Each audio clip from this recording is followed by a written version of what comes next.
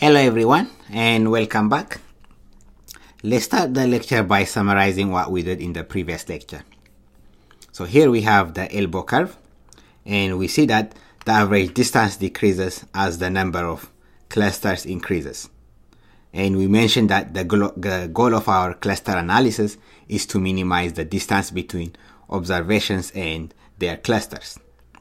So we want to choose the fewest number of clusters which provides a low average distance. And we said that what we're looking for is a bend in our elbow curve, and we identified a couple of bends when k is equal to 2 and when k is equal to 3.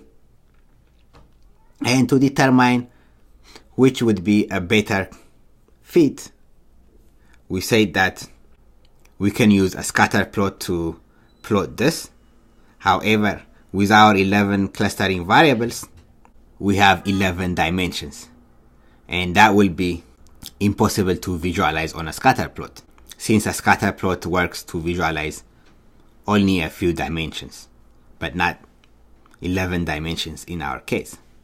So what we did was use a method known as canonical discriminate analysis, and this is a data reduction technique which creates a smaller number of variables which are linear combinations of our 11 clustering variables.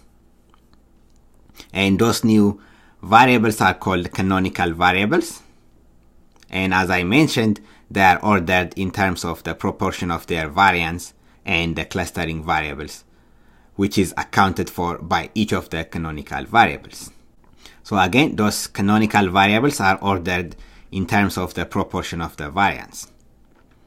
So the first canonical variable accounts for the largest proportion of the variance, and the second canonical variable will account for the next largest proportion of the variance, and the third canonical variable will account for the third largest proportion of the variance, and it goes on like that.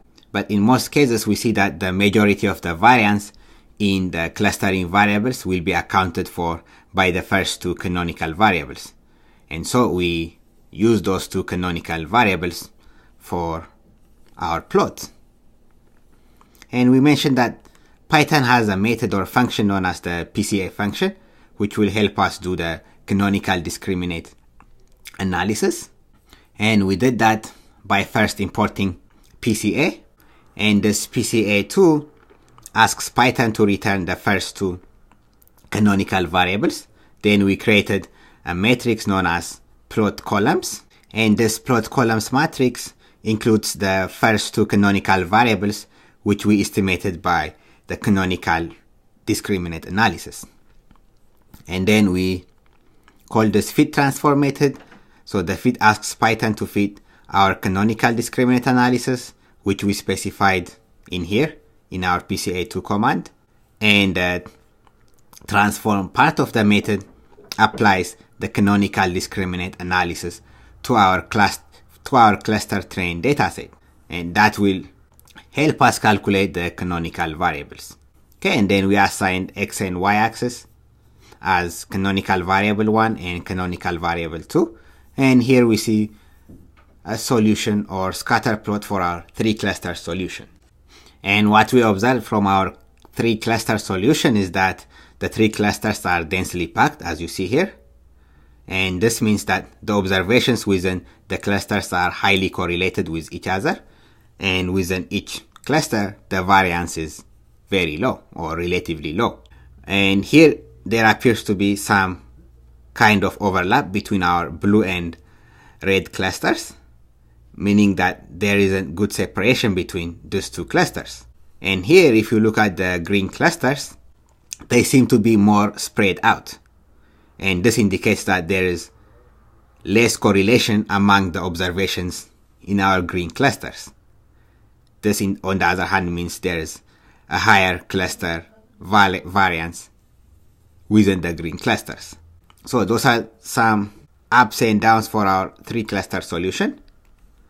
Okay, next we'll see, let's explore 2 cluster solution.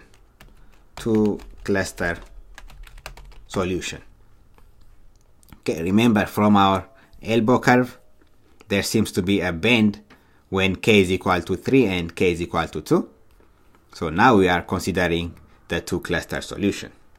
Okay, let's first instantiate our k-means model and pass 2 for our number of clusters. We'll set this to be equal to 2, and we'll save our model in a variable called model2.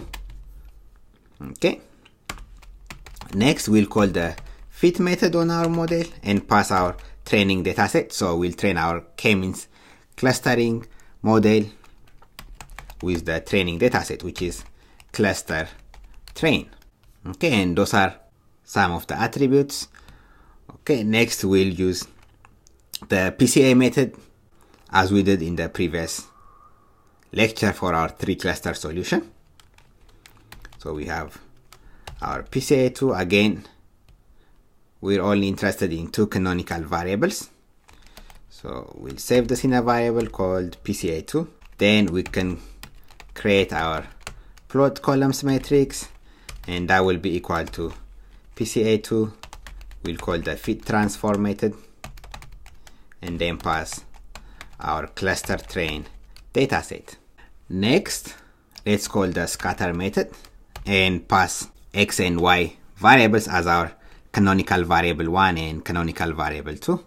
For that matter, let me copy it from our previous lecture to save time. So I'll copy this part from our scatter plot and paste it here.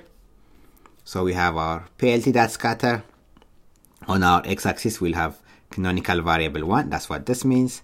On our y-axis, we'll have our second canonical variable, and we'll pass a c value model2.labels, and this tells Python to color code the number of clusters. In this case, we are looking for 2 clusters, so we'll see 2 color codes, 2 different colors for each of our clusters. We have our x label, canonical variable 1, for our y label, canonical variable 2, and for title, we'll call it scatter plot for 2 clusters solution using 2 canonical variables. And finally, we'll call the show method. Now let's run it. Okay, I just passed the figure method and then used a fig size of 10 by 6 to make it a bit bigger. Okay, so here you see 2 cluster solution, canonical variable 1 on the x-axis, canonical variable 2 on the y-axis, and we have 2 distinct clusters here, one in red, one in blue. Okay, again, what we see from the scatter plot is that the 2 clusters are densely packed, and that means the observations within each clusters are highly correlated to each other and within each other also. And within each cluster, the variance is relatively low, and there appears to be some overlap around here, right? The separation is hard when it around the borderline. And here, if you consider the red cluster, it seems to be more spread out, and this indicates less correlation among the observations within the red clusters.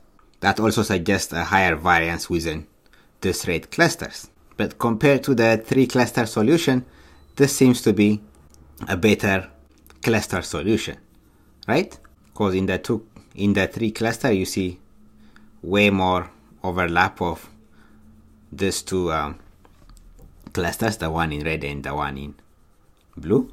But from what we see here, a 2 cluster solution might be better for our problem. Again, we see that these 2 clusters are very densely packed, and this tells us that each observation within the clusters are very highly correlated, and that the cluster variance is relatively low. Okay, last thing I want to show you is if you go to your elbow curve, here you might see like this might look like a little bit of a bend, right? But it's not as much compared to 2 cluster and 3 cluster solutions. But let me quickly show you a model and show you the 6 cluster solution, and we'll compare it to these 2 results. Okay, so I just copied the methods and models that we have from our previous models, and let me rename this to model 3. So k-means, we'll start by building our k-means model, and for number of clusters we'll use 6. Okay, so we're doing the same thing that we did before. The only thing is we're considering 6 cluster solutions. Let's run this, and here plt.figure scatter, so we'll change this to model 3.label so that we will have 6 different color codes representing each of our clusters. Okay, and scatter plot for 6 cluster solution using 2 canonical variables. Everything else stays the same. Let's run it and see. So here there is a lot of overlap between our clusters, so a 6 cluster solution is not a good choice. I just wanted to quickly show you this 6 cluster solution. And again, if I go back to our elbow curve, the 2 bends are very clear when k value is 2 and 3, right? And in elbow curves, what we look for is a bend in the elbow, and that kind of shows where the average distance value might be leveling off. And adding more clusters does not decrease the average distance as much. Okay, it's kind of subjective, but adding more clusters won't have much effect on the average distance. Even if the average distance is decreasing, at some point the average distance value will be leveling off, and then adding more clusters after that point, it won't make any difference. Okay, it doesn't decrease the average distance much. That's what you see here. You saw the scatter plot for 6 cluster solution, but it wasn't that great, right? That's the reason why. So we went through a few topics in this lecture. I will advise you to go over it and practice these methods. And if you are interested about the canonical discriminate analysis, you can check out Wikipedia to learn more about it. But we went over the main methods of canonical discriminate analysis. Okay, and here we saw that the 2 cluster solution is a better fit for our problem. So back to our data set. Now once we group our population, our data set, our students, into 2 separate clusters, the next thing we can do is evaluate each of these clusters and then find out what kind of characters they have, the common characters that each of these clusters have, and then we can intervene based on those characters. So this is one big use of k-means clustering. Once we identify our clusters based on similar characteristics, we can then study those characters, those features, and then intervene and provide some solution for those characters. So that's what I have for the lecture on k-means clustering. And as an assignment for you, you can change this canonical variables to 3 and see if you get a different result. So you can compare the result that you get with 2 canonical variables.